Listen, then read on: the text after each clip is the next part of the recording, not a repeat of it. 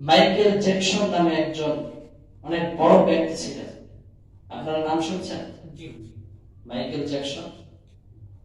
সে একই তারে যেমন ড্যান্স দিতে পারত, তেমন গাইতে পারত, তেমন ভঙ্গিমার মাধ্যমে মানুষদেরকে পাগল করতে পারত। সে ছিল অনেক বড় একজন ব্যক্তিত্ব। 1958 সালে সে জন্মগ্রহণ করেন। কত সালে? 1958 সালে। তার ছিল প্রচুর টাকা পয়সা। যদি একজন বিশ্বব্যাপী বিখ্যাত হয়ে যায় তাহলে তার কি টাকা পয়সার অভাব হয়?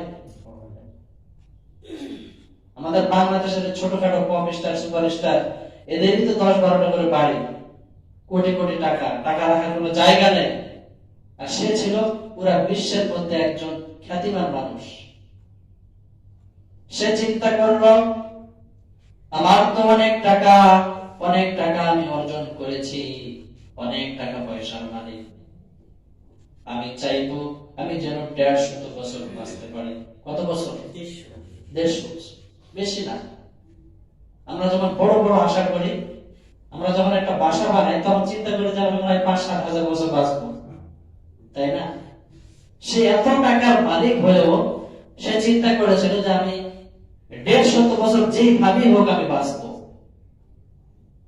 এই চিন্তা করে সে দৈনন্দিন চলাফেরা, তার শরীরের অসুখ হয়েছে কিনা, তার শরীর সুস্থ আছে কিনা 12 জন ডাক্তার সে তার নিজের জন্য নিযুক্ত করে রেখেছিল।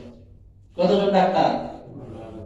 এই আমাদের বাংলাদেশের এগুলো ডাক্তারের মতো ডাক্তার না, বিশাল বড় বড় ডাক্তার।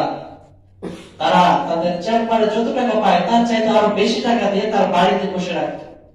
সে শুধু তারা চিকিৎসা করবে, আজকের দিনে তার কি রোগ ধরলো, কি রোগ শরীর থেকে দূর হলো, এই 12 জন ডাক্তার ছিল শুধুমাত্র তার দেখাশোনা করবে।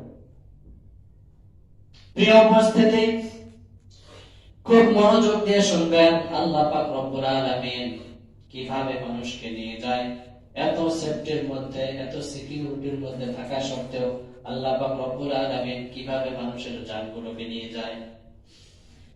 সে যখন কোনো খাবার খাইতো, ডাক্তারদের পর্যবেক্ষণের মাধ্যমে খাইতো। আগে মেশিন দ্বারা চিকিৎসা করা হইতো তার সেই খাবারকে, যে খাবারের মধ্যে কোনো ভেজাল আছে কিনা।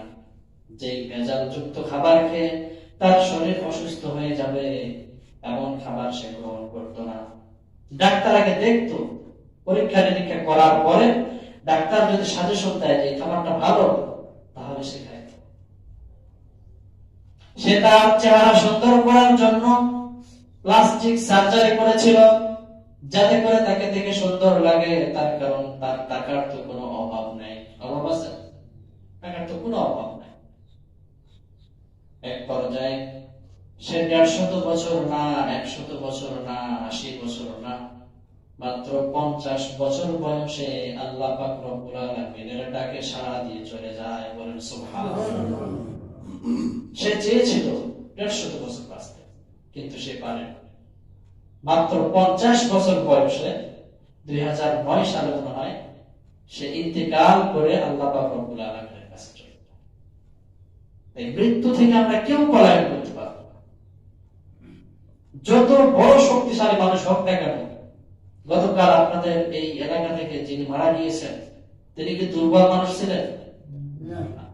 দুর্বল মানুষ যদি হতেন তাহলে কি আর যুদ্ধ করতে যাইতে পারতেন? তিনি ছিলেন একজন সবল যুবক, কিন্তু তার শেষ বয়সটা কত দুর্বলতার মধ্যে কাটছে। শুধু তিনি না, আমাদের মধ্যে এমন আরো অনেক মানুষ আছে আমরা যারা এই দুনিয়া ছেড়ে চলে যাব। তিনার বয়সের এবং একটু কম অনেক মানুষ আছে আমরা যারা আমরা মৃত্যুর দিকে একটু ভ্রুক্ষেপ করি না, অথচ আমাদেরকে এই দুনিয়া ছেড়ে চলে যেতে হবে।